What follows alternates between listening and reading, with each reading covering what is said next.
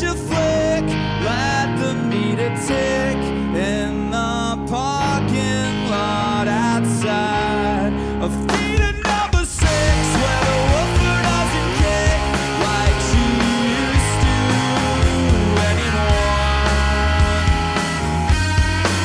Give me 1/2 dozen blunt force concussions, crack my head in two. Just don't put me through saying I love you.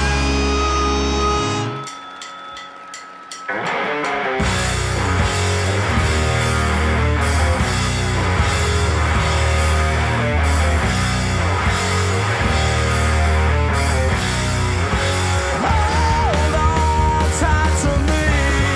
We got 2 chrome wheels and a dream. Don't you ever doubt. We're on the run, but we got a plan. We're heading to the promised land. Don't you ever doubt. You're my ride or die. Oh my God, look at you. Luke Bentham. Yeah. How are you doing? Look at that professional setup you got going there. Oh, thank you. It's my first time trying it. We're hunkering in for the long haul on these Zoom things, so might as well try and up the production quality, eh? Part two, right? Of the lockdown, Luke? Yeah, exactly. The sequel. The sequel, yeah. Hopefully better than the original. Yeah. Oh my God. Well, Luke Bentham, look at you. Let me just introduce you to my audience. Obviously of the Dirty Nail, here with us. Happy to have you. Your band just released a great new album, Luke. The album is called Fuck Art, and critics are already loving it. In fact, if you are checking out this interview on the video version, behind Luke, you're going to see that wonderful artwork. Indeed. And There we go. Yep. there we go. That's the inspired artwork for the album. You know, Alt Press, Spin Magazine, everyone is all over it. Loudwire included in their best rock songs of 2020, their first single, Doom Boy. So happy to have you on the show. Well, thank you so much. It's great to be here, and thanks for the interest. Yeah, absolutely, absolutely. Look, well, first of all, let's start with the important stuff. How is that Game of Thrones binge marathon coming along? It concluded a couple days into I guess maybe the January 2nd or so of this year, and I know there was a lot of hullabaloo a couple of years ago when it all wrapped up, and everybody said it was crap, but it wasn't as bad as I was expecting the ending to be. The way that people were signing petitions online and stuff, I was a little bit disappointed by my lack of disappointment, if you know what I'm saying. Gotcha. Yeah, I Gotcha. really enjoyed it overall. It's great. You know, Luke, I think it was a more innocent time. Yeah. 2018, 2019, Yeah. whenever that was. Yeah. I think that people would take that. It seems like reality is stranger than fiction nowadays, in some ways. I agree. I think there's new things. There's a different scale on which to complain or things to complain about now versus 2019. Absolutely, Luke. Well, listen. I mean, you mentioned that you guys were coming into lockdown. Before we get into the nice stuff about the music, how are you guys dealing with your inner circle? Are you on your band? You know, are you guys very tight? How are you on the spectrum of, like, we're not seeing anybody? If one of your bandmates goes out to see strangers, like, he needs to quarantine. Like, where do you fall on that spectrum? Well, we're trying to be as diligent and responsible as citizens as we possibly can. We're right now, as things are really kind of intensely locked down around here and looking to be, they're talking about ratcheting it up even further. We're just basically going for walks with each other, and we talk every day on, over text and call. We have weekly band meetings, and we send each other a lot of memes. And I mean, we're just super active right now planning, Yeah. supportive materials for our record, and we're working Nice. on new music and stuff. So I mean, we're keeping a good spirit about the whole thing, but we take the whole thing, pretty seriously. We're trying to Good. do our bit to help get this thing under control. So Yeah. we're not really testing the the boundaries. Absolutely, Luke. And how relationship with your bandmates right now? Because you guys lived together for like 4+ years, recently moved apart, like still a kilometer, only like a kilometer away, but are you guys missing each other? Like, what's the vibe right now? I think we all really miss each other. We all have our own places now, which is awesome, obviously. But Hmm. I think we all kind of grew accustomed to um, the kind of clubhouse vibe that we had going on. And I'm not sure if you're aware, but it was us and the singer of a band called the Glorious Sons for a long Hmm. period of time, especially most of all of 2020. So we had a really great time. We would cook together and Yeah, work on songs and amazing. drink beers and go play basketball and stuff. So we had a great time. But Yeah, I would say that I miss my bandmates, and we're doing we're using all the available technologies and memes to stay in contact as much as possible. And as I said, we are going for outdoor walks with each other. We'll go that's good. walk to each other's place and It's very keep it. civilized. Yes, exactly. But we're all very, very close and care deeply for each other. So That's awesome. That's yeah. awesome, Luke. And now I want to get to the new album in a second. 11 songs, 35 minutes of straight up rock and roll that we all need. It's freaking great. But I just want to get to the genesis of your band for a second, because you started the band with Kyle Fisher, the drummer, in high school. And, Yes. a lot of the times, these bands that have stayed together for this long, there's stories of, you two had their first practice in Larry Mullen's kitchen. The Rolling Stones, they were in this bar in East London for their first practice. What was the first practice that you guys had? What memories do you have of the first time that you guys practiced as the Dirty Neil? That's a good question. I've never actually received that question before, so it's my joy to answer it.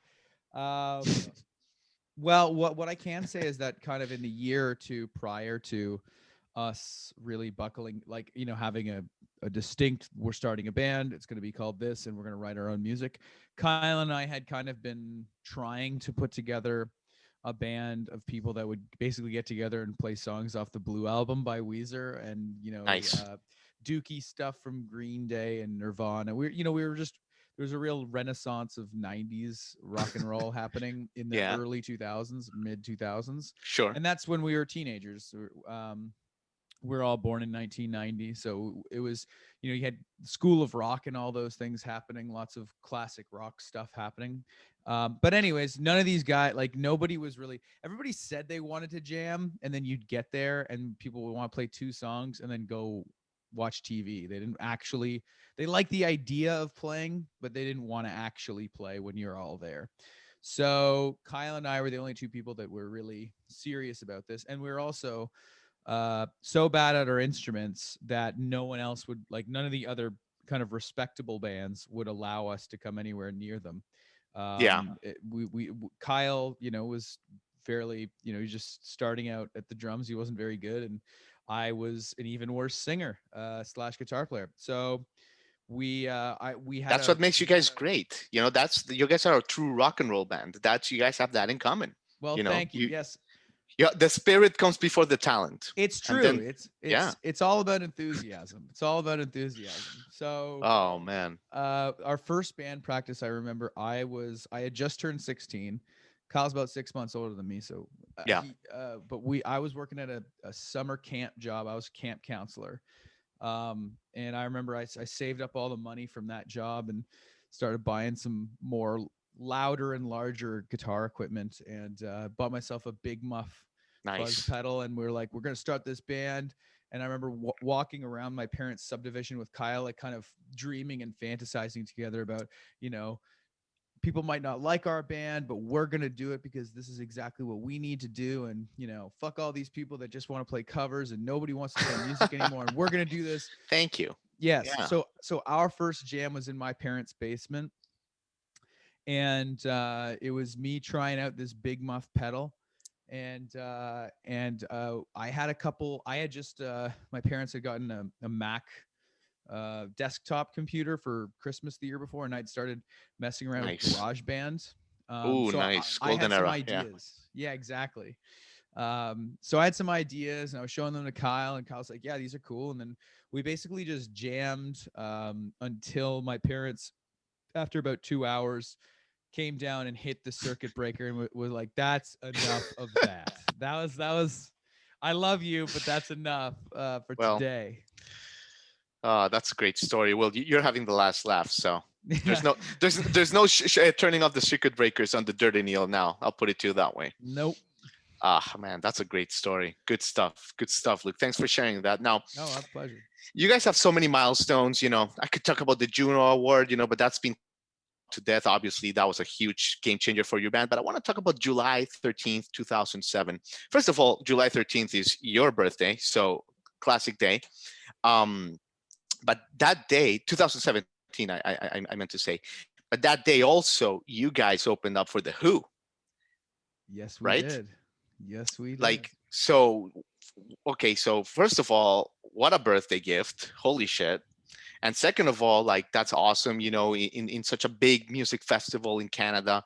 Tell us, like, about that day. Were you nervous? What was the vibe? What was the crowd like? What do you remember from that particular birthday of yours, Luke?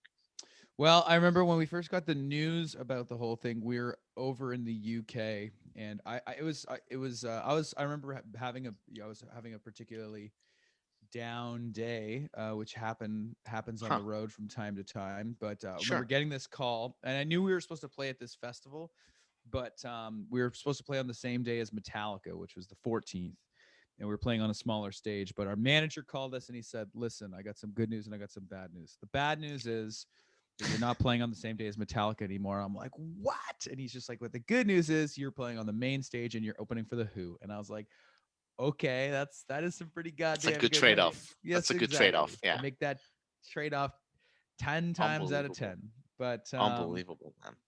so I mean, we were just over the moon about the whole thing. One of the reasons why Kyle and I started playing music and really made a band was because of the Who. We would just come home on lunchtime from school, from high school, and watch. We're the first YouTube generation, and we were absorbing rock and roll that way. So watching the Rock and Roll Circus, the Rolling Stones Rock and Roll Circus, Yeah. where Oh my God. Yeah. the Who just blew everybody out of the water. Just the Who just buried like the Rolling Stones and all these other bands were Right. just nothing compared to how good the Who were. It was mischievous and like and having fun clearly and breaking things and just tighter and louder and better and funner than everybody. And that made a Yeah. huge impact on us. And so, I mean, we're just obsessed with the Who. But Unbelievable. that day, I just remember we drove up the day before, and we were just having a fantastic time. It was just we knew that we were about to do one of the biggest, funnest things of our lives, and I remember walking out on that stage with a bottle of wine in my hands, and we walked out. I think we walked out to Manish Boy Yeah. by Muddy Waters, Yeah. and Ah. so the crowd had like a good kind of Oh was my sunk into God. that groove. Yes. And I remember the first thing that and I had we all had massive amps. Like our Uh amps were huh. bigger than the Who's amps, their modern amps, which was a nice point of pride for us, I'd say. But Right. I remember the first thing that I said to the crowd, which was like, 50,000 people. Like at that point, it was just like it was an insane field of people. Mm-hmm. It's the most people I've ever seen in my life. Right. And I just said, guys, I'm gonna level with you. It's my birthday today, and this is the best day of my life. So let's just have a good time out here. And Oh the my crowd God. gave us a good Hell roar, yeah. and we did the thing. And Unbelievable. after we played, the festival organizers actually surprised me with a birthday cake off to the side of the stage. And so the Struts were playing right after us, and we were celebrating. And at that time, I was walking back to the dressing room to grab something, and I bumped into Pete Townsend and Roger Daltrey, who we were expressly told we were not going to get to see because they have their own like They area have their own thing. Yeah. backstage. But they had wandered out of their area, and I kind of cornered them, and I, like a Beatles fan, I just kind of Right. told them how much I love them. And anyways, they I asked for a photo with them, and they obliged, and They I, obliged. I I was freaking out so much that they're both kind of laughing in the photo, and my face is hysterically happy. That's awesome, man. So I mean, it was a pretty good 27th birthday, Epic. gotta say. Ah, Luke, that's you're just blowing it out of the water. Absolutely. What a great day. Hard to beat Historical that one. day. Yeah, well, we're gonna have to beat it with the Dirty Neil, with everything that's coming for you guys. Let's chat about some of the new songs because just great stuff. I mean, we've been jamming to this album all weekend in research. Just your best one yet, if humbly, if I may say so. Oh, thanks. Let's chat about just a couple of the songs. Doom Boy. Obviously, you've talked about like the meaning, and it's pretty literal, and the Dutch caravan. But you say, and you've spoken in interviews that this is the civilized version of the song, the one that Yeah. came out. Without going into any gory details or whatever, just what kind of like stuff are we talking about with the uncivilized version? For the deluxe set, for the 20th edition deluxe set when it comes out in 20 years. Well, the uncivilized version is it sounds, I'd say, more like a Slayer song in terms of how many more brutal breakdowns and how much more music there is. Right. I mean, I think we typically, we had that song, we it was just so much fun. We could have just kept throwing new you know thrash parts in it, and that's what we did. There was just parts and parts and parts. It was super fun. And as we were once we started playing it live and road testing it and demoing it, it just became clear that, I mean, I'm always really motivated to try and my brain works in kind of a, generally speaking, a pop structure of Yeah. couple I never try and stick with it. You try and see where a song goes. Sometimes a song doesn't even have a chorus. It just does a bunch of things that don't Right. repeat. But when we can pull off a song with 3 choruses and 2 verses and a bridge, I Yeah. always feel really happy. And then throw a crushing doom metal breakdown at the end.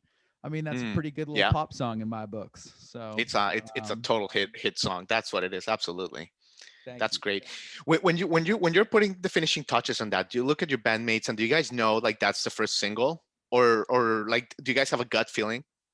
It's tough to say. I mean, it's I think with every song, just by virtue of our uh working process, Right. at certain points, I think like this is the one in this batch that's really good, and then like another one will come up and this one will kind of Right. slide from my favor. But there's always Interesting. some that no matter what happens, you kind of you always recognize throughout the whole creative process that Got it. this is Got an it. important one. And Doom Boy is one of those ones. And I think we all had the same feeling about that. And that's what Heaven Feels Like on the last album. It Nice. was just something that kind of cuts through everything else that you're doing, and that, if I'm being honest, cuts through what most people are able to do. Yeah, that's great. I mean, that's great. Another great song. I mean, there's a bunch of great songs. I could talk about all of them, but let's talk about the Blunt Force Concussion, because first of all, the video is super cool and it's so different from everything you've ever done. Is it true though that there was like an allergic medical emergency in the making of this video? Yeah, all was going really well until part of the premise of the video was like, hey guys, let's make a video for the moms. Like, let's make something that, Yeah. and also something that's not, we're not risking, you know, shrapnel, whiplash, general mayhem. Let's just make something nice and stop For making once, yeah. let's take a break from the danger for 1 second. Make something, easy. That was the idea, but Right. of course, we're a magnet for mayhem. And I pet a horse, and I didn't realize I was allergic to one, and Unbelievable. my face blew up. I started crying, and it was no longer possible to film my head without it looking like it was there are some shots actually of me after because we weren't quite done. So Mm, there's one scene, I think it's like the last chorus of the song when it kind of breaks down, yeah. and it's all of us on the ground and I'm singing. And that's when we started, we only did one shot of that because that's all I could do. We did one shot in the very beginning. I said to Mitch, like, who was filming it, he does all of our videos, I said, Mitch, does my fate like is I feel crazy, is like, can you see? And he's like, nope, it's all good. And by the end of that 10-second stretch, you can already see like my Oh, we eyes are have to check it swelling, and out. yeah, you can see it in that one stretch. Unbelievable. What a But great story. after that was complete, that shot was complete, I just said, all right, sorry man, that is a wrap. I couldn't even see or anything, Unbelievable. but it I was, think the lesson there is, you guys are what you are, man. You guys are rock. You guys are mayhem. Embrace the universe. Look, it's all you can do. It's all that's you all can you do. can do, man. Well, listen, you've been so generous with your time. Before I let you go, I do want to play a little game with you. Indulge me if you don't mind. Let's do it. It's called Reverse the Verse. All And right. we're gonna play 10 seconds of a few of your songs, 2 or 3 of your songs, and see if you recognize them. Are you down? Okay, yeah, that's cool. All right, all right. Yeah. Let's see.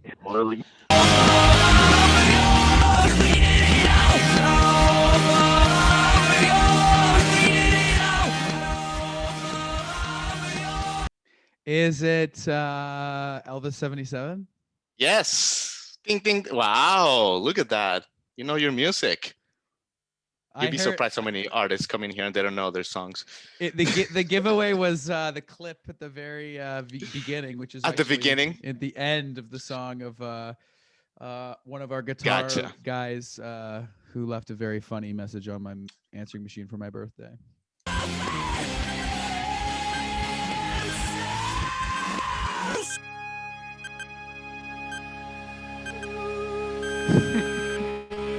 I got it.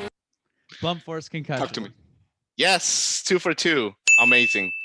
Amazing. Look at you. All right, one more for the All right. trifecta. Go.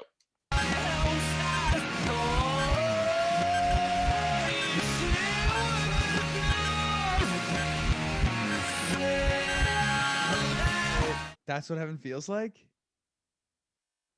Yes. I Yes, it got is. All right. Nice. 3 for 3. You got the high score, Luke. Oh, right on. It shows you how Awesome. much I love myself. That's pretty I'm just good. kidding. That's I pretty hate good. myself. No, no, dude. Well, listen, I mean, what a great time, dude. We loved having you. What a great album you guys unleashed. Thank you so much for your time, man. Well, thank you so much for having me, and it was a pleasure, and I really appreciate your questions. I've not been asked those questions before, so thank you very Well, much. absolutely. And listen, you're one of these bands that, like, as soon as this is over, and I feel like we're turning the curve, even though it sucks right now.